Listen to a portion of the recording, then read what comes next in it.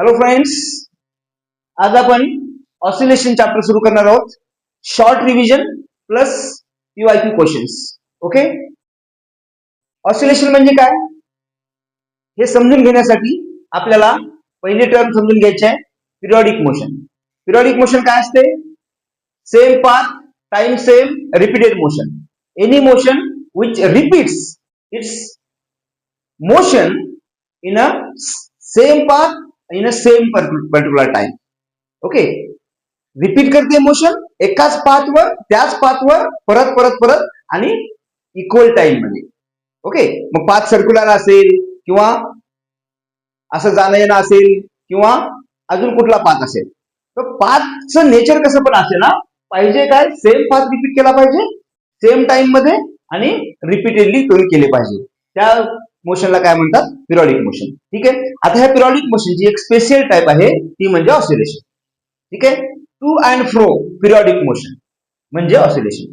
To and fro म्हणजे कशी की बाई एक मेन पोझिशन असेल आणि तिथं ऑब्जेक्ट परत परत येतोय किंवा असं चालला परत येतोय, ही मेन पोझिशन आहे. असा जातोय येतोय परत येतोय, इकडे येतोय परत जातोय इथे येतोय, ही सेम पाथ सेम टाइम मध्ये कव्हर व्हायला लागला. पिरियॉडिक मोशन तर आहेच, पण एक मेन पोझिशन आहे. त्या मेन पोझिशनला बॉडी काय करते? जाताना पण जाते, वापस येताना पण येते. ही मोशन म्हणजे काय असते? पिरियॉडिक मोशन असते.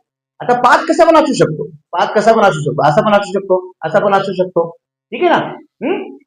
तर ती झाली special type of periodic motion is oscillation. त्याचं मॅथमॅटिकल इक्वेशन काय असतं? F is equal to minus K F to the power n. X म्हणजे काय? Displacement measured from mean position. एक मेन पोझिशन असते असं म्हटलं मी, बरोबर की नाही? आणि हा असतो फोर्स. आणि यांची पॉवर 1, 3, 5, 7 सगळे ऑड नंबर्स असू शकतात. ठीक आहे, आणि ह्या पॉवर नुसार त्या कर्वेचरचं पाथचा काय नेचर समजेल. ठीक आहे, तर special type of periodic motion oscillation. आता ह्या ऑसिलेशनची एक स्पेशल टाइप म्हणजे ऑसिलेशन मध्ये काय? ऑसिलेशन मध्ये पाथ कसा पण असू शकतो, कर्वड पाथ असू शकतो किंवा स्ट्रेट लाईन पाथ असू शकतो. हे सगळे ऑसिलेशन झाले. टू अँड फ्रो पाहिजे.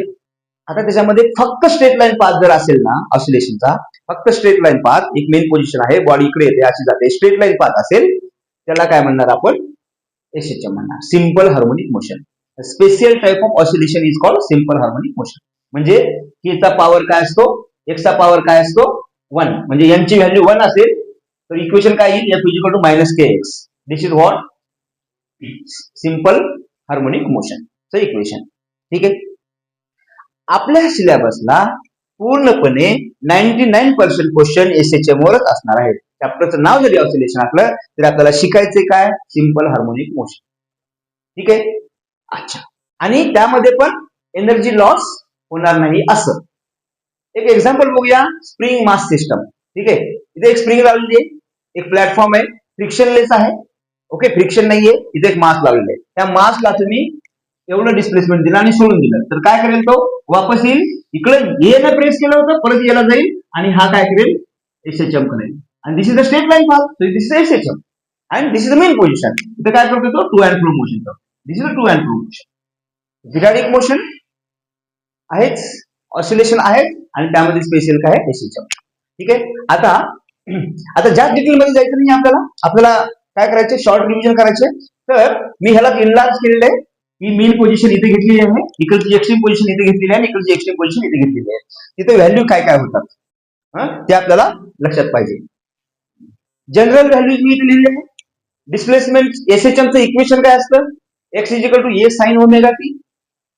व्ही इज इक्वल टू, ह्याला डिफरन्शिएट करा, काय होईल? A omega cos omega t. याला परत डिफरन्शिएट करा, a is equal to minus a omega square sine omega t. ठीक आहे, हे झालं डिस्प्लेसमेंटचं आणि टाइमचं रिलेशन, व्हेलॉसिटीचं आणि टाइमचं रिलेशन, ऍक्सेलरेशनचं आणि टाइमचं रिलेशन. हे काय झालं? व्हेलॉसिटीचं आणि डिस्प्लेसमेंटचं इक्वेशन, ऍक्सेलरेशनचं आणि डिस्प्लेसमेंटचं इक्वेशन.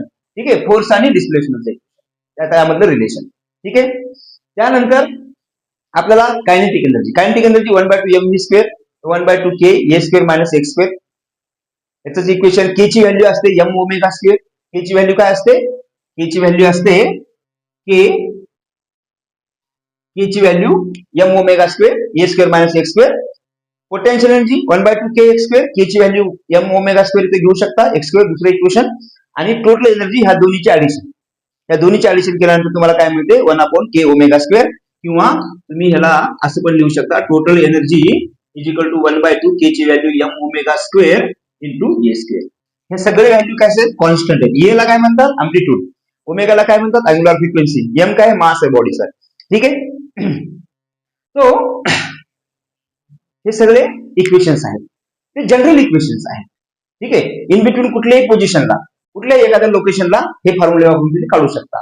टाइम दिला असेल तर टाइमचा आणि पॅरामीटरचं रिलेशन दिलेलं आहे.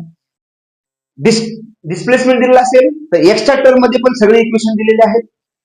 तर गिव्हन डेटानुसार आपल्याला काय करावं लागतात, हे इक्वेशन चूज करावं लागतात. आता ह्याच्यामध्ये स्पेशल केसेस बनतात. एक mean position, okay, extreme position, left extreme, right extreme. ठीक आहे.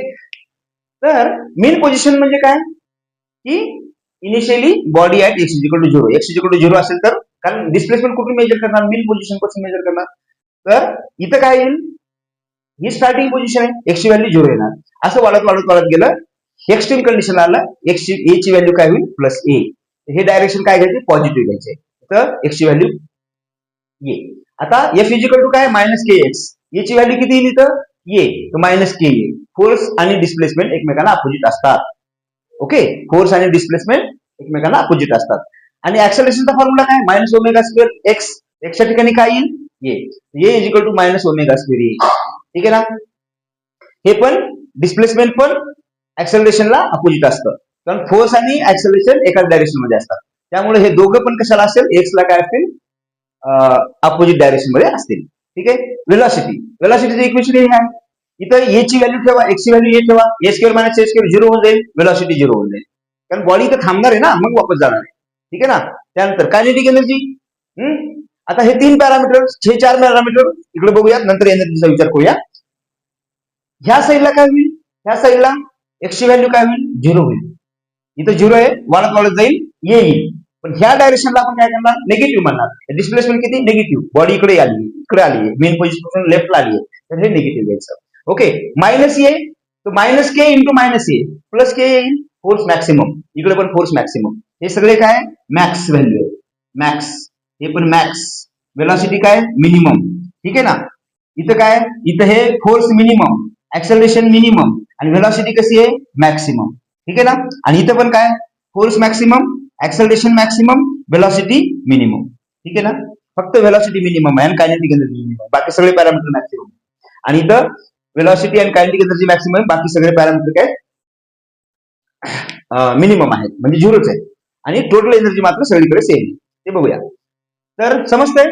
तर मॅक्सिमम ऍक्सेलरेशनचा फॉर्म्युला काय येईल ओमेगा स्क्वेअर येईल, आणि तिकडे काय येईल मायनस ओमेगा स्क्वेअर येईल. मायनस फक्त काय इंडिकेट करतंय, मायनस म्हणजे एक्स्ट्रीम राईट पोझिशन, प्लस म्हणजे एक्स्ट्रीम लेफ्ट पोझिशन, बस. बाकी व्हॅल्यू तीच आहे ओमेगा स्क्वेअर मॅक्सिममची. ठीक आहे. इथं वेलॉसिटी 0, इथं वेलॉसिटी ओमेगा येईल. कसं, इथं एक्स ची व्हॅल्यू काय येईल 0 येईल, अंडर रूट ए स्क्वेअर होईल, अंडर रूट ए स्क्वेअर म्हणजे ये ओमेगा येईल. ठीक आहे. आणि इथं काय होईल, इथं परत एक्स ची व्हॅल्यू काय येईल, ये मायनस 0, वेलॉसिटी 0. ठीक आहे. त्यानंतर कायनेटिक एनर्जी, कायनेटिक एनर्जी काय 1/2 mv स्क्वेअर, वेलॉसिटी 0 आहे, तर हे पण 0 येईल. किंवा हे इक्वेशन वापरा, एक्स ची व्हॅल्यू किती आहे, ए आहे, मायनस ए आहे, मायनस एचा स्क्वेअर ए स्क्वेअर येईल, ए स्क्वेअर मायनस 0 होईल, कायनेटिक एनर्जी 0 होऊन जाईल. ठीक आहे. Kinetic energy 0. इथं काय येईल, इथं एक्स ची व्हॅल्यू काय ठेवणार 0 ठेवणार तुम्ही. 0 ठेवल्यानंतर काय होईल, हे ए स्क्वेअर होईल 1/2 के स्क्वेअर होईल, किंवा के ची व्हॅल्यू तुम्ही ठेवू शकता एम ओमेगा स्क्वेअर. तो 1/2 M omega square a square इथे येऊन जाईल. त्यानंतर इथं परत एक्स ची value A square minus A square 0 होऊन जाईल, परत कायनेटिक एनर्जी 0. त्यानंतर पोटेन्शियल एनर्जी, इथं पोटेन्शियलचा फॉर्म्युला काय 1/2 के एक्स स्क्वेअर, एक्स ची व्हॅल्यू काय ए आहे, मायनस ए आहे, मायनस ए, तर मायनस ए चा स्क्वेअर काय होऊन जाईल, ए स्क्वेअर होऊन जाईल, तो 1/2 के स्क्वेअर येईल.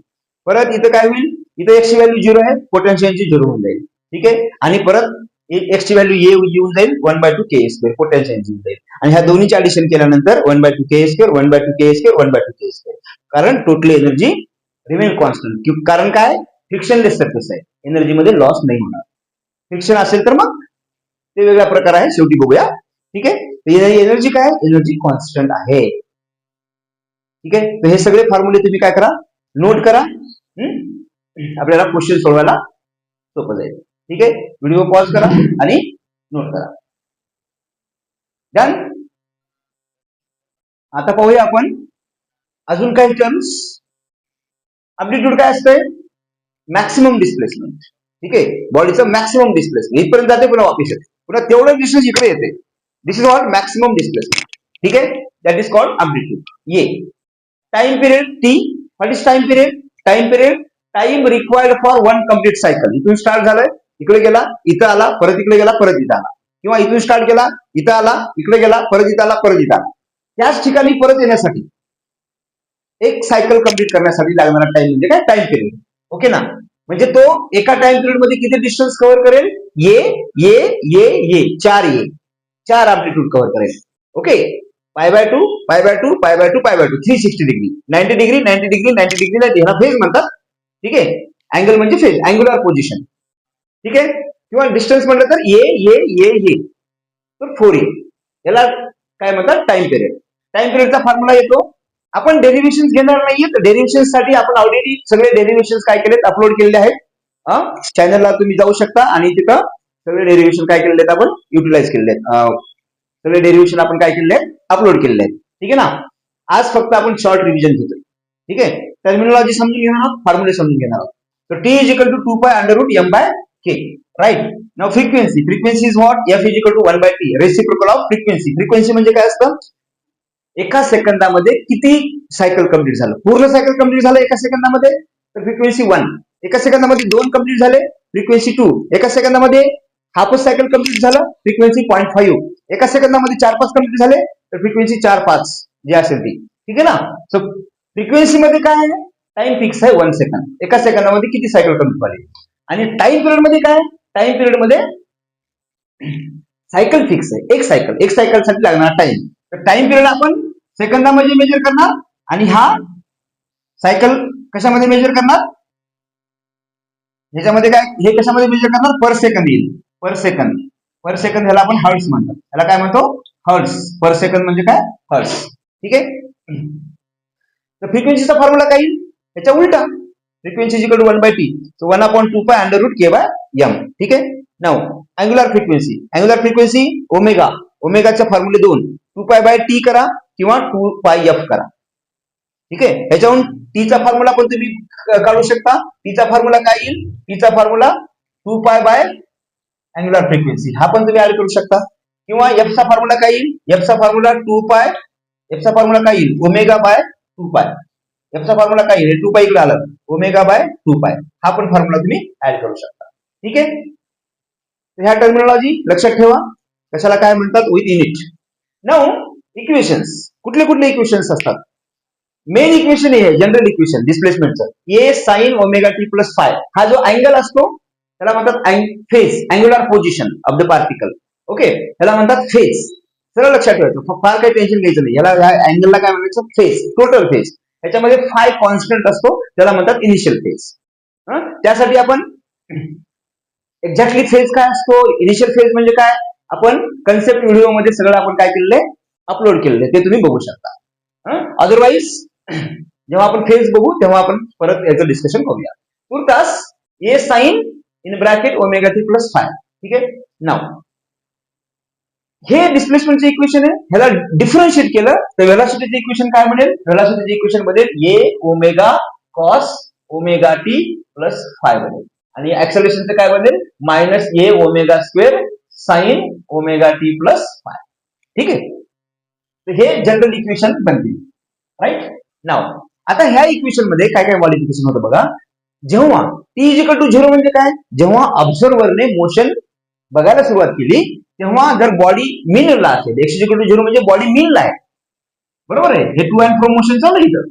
आणि जेव्हा बघायला सुरुवात केला तेव्हा जर इथं असेल बॉडी आणि राईट कडे जात असेल तर इक्वेशन काय येईल?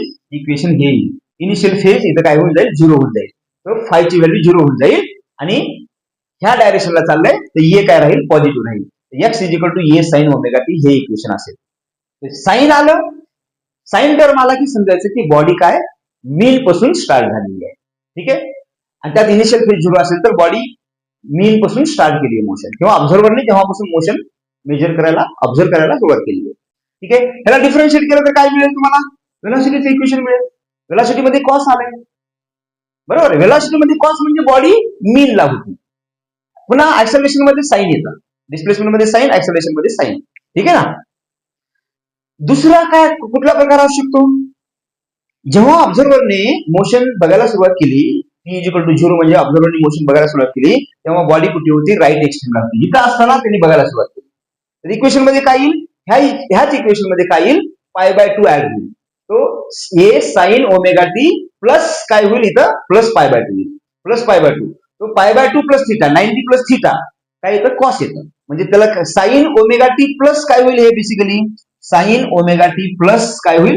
प्लस π/2 होईल, बरोबर. आणि 90 प्लस थिटा म्हणजे साइन 90 प्लस थिटा काय येऊन जाईल? कॉस थिटा येऊन जाईल. ओके. म्हणून हे इक्वेशन काय येईल? इक्वेशन मध्ये काय येईल? कॉस येईल.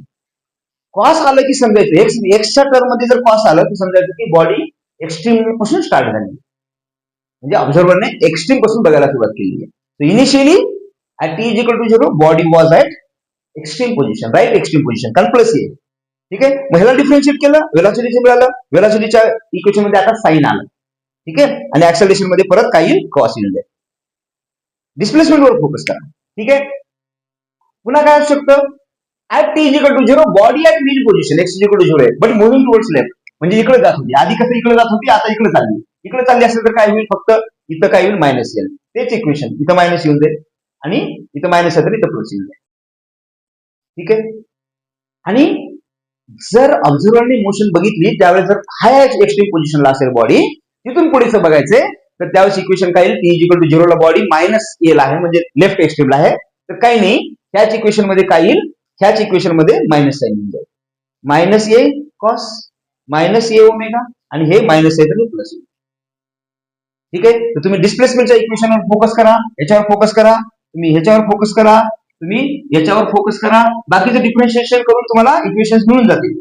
ठीक आहे. आणि जनरल इक्वेशन काय? जनरल इक्वेशन हे आहे इन बिटवीन कुठेही, म्हणजे T इक्वल टू 0 ला बॉडी इथं कुठे होती समजा, आणि इथून पुढे T इक्वल टू 0 इथून पुढे बॉडी मोशन ऑब्झर्व करायला सुरुवात केली. हे ऑलरेडी डिस्प्लेसमेंट झालं. म्हणजे ऑलरेडी डिस्प्लेसमेंट झालं म्हणजे काय? इथं काय झालं? ऑलरेडी काय झाला? इथे फेज तयार झाला. ठीक आहे. इनिशियल फेज त्याच्यामध्ये आला फाय. ठीक आहे. तो हे नोट करा. ठीक आहे. आपल्याला कम्पेअर इक्वेशनला कम्पेअर करून क्वेश्चन सॉल्व्ह करायचे असतात, त्यामुळे इक्वेशन माहित पाहिजे. जनरल इक्वेशन लक्षात ठेवा हे तिन्ही पण. ठीक आहे. करा हे नोट. तर आता आपण पाहूयात टाइम पिरियड. टाइम पिरियड काय असतो? Time required for one cycle. P equal to 2 pi under root m by k. ठीक आहे. फ्रिक्वेन्सी काय असते? फ्रिक्वेन्सी एका सेकंदामध्ये किती सायकल कंप्लीट झाली ती म्हणजे फ्रिक्वेन्सी. तर F equal to 1 by T equal to 1 divided by 2 pi under root k by m. ठीक आहे. अँग्युलर फ्रिक्वेन्सी 2 पाय f किंवा F equal to omega by 2 pi. Omega equal to 2 pi by T, T equal to 2 pi by omega. ठीक आहे. हे equations आपण वापरू शकतो. पुढचा टॉपिक आहे कॉम्बिनेशन ऑफ स्प्रिंग्स. ठीक आहे. एक असेल स्प्रिंग तर काही अडचण नाही, हाच टाइम पिरियड असेल तुमचा. पण जर अशी अरेंजमेंट असेल एका नंतर एक दोन, म्हणजे या स्प्रिंगच्या एका साईडला फिक्स सपोर्ट आहे, दुसऱ्या साईडला स्प्रिंग किंवा मास असेल. ओके. एका साईडला काय? स्प्रिंग, दुसऱ्या साईडला मास, अशी एकानंतर एक अरेंजमेंट असेल तर याला म्हणतात सिरीज अरेंजमेंट. किंवा ही अरेंजमेंट अशी व्हर्टिकल पण असू शकते, याला असं ऑसिलेशन दिलं तर हे असं ऑसिलेट करेल, किंवा याला असं डिफ्लेक्शन दिलं तर हे असं ऑसिलेट करेल. ठीक आहे ना. ह्या दोन्ही केसमध्ये इफेक्टिव्ह के काढायचा असतो. इफेक्टिव्ह के काय असतो? 1 k effective is equal to 1 by k1 plus 1 by k2. दोन आहेत म्हणून दोन टर्म आले, तीन असतील तर 1 bye k3 plus 1 bye k4 असं करत जायचं. ठीक आहे ना. तर हा जनरल फॉर्म्युला आहे. फक्त दोन असतील तर यालाच सॉल्व्ह केल्यानंतर हा फॉर्म्युला तुम्हाला मिळू शकतो. दोन स्प्रिंगसाठी हा फॉर्म्युला तुम्ही वापरू शकता. K effective is equal to k1 k2 divided by k1 plus k2. ठीक आहे. पॅरलल कॉम्बिनेशन कशी असते? ही अशी असते, म्हणजे दोन्ही स्प्रिंगच्या एका साईडला मास, एका साईडला काय असेल? सपोर्ट असेल. एका साईडला मास, एका साईडला सपोर्ट. या स्प्रिंगच्या एका साईडला मास, एका साईडला सपोर्ट, एका साईडला मास, एका साईडला सपोर्ट. तेव्हा अरेंजमेंटला काय म्हणणार आपण, पॅरलल अरेंजमेंट म्हणणार. आणि हीच अरेंजमेंट व्हर्टिकल पण असू शकते, म्हणजे ह्याला मासला डिफ्लेक्शन दिले, दोघं मिळून काय करतील, ऑसिलेट करतील. इथं पण तेच विषय आहे, ठीक आहे ना. किंवा अरेंजमेंट अशी पण असू शकते, अशी असू शकते, अशी असू शकते, अशी असू शकते. याच्यामध्ये काय, एका साईडला मास, एका साईडला फिक्स सपोर्ट. याच्या पण एका साईडला मास, एका साईडला फिक्स सपोर्ट.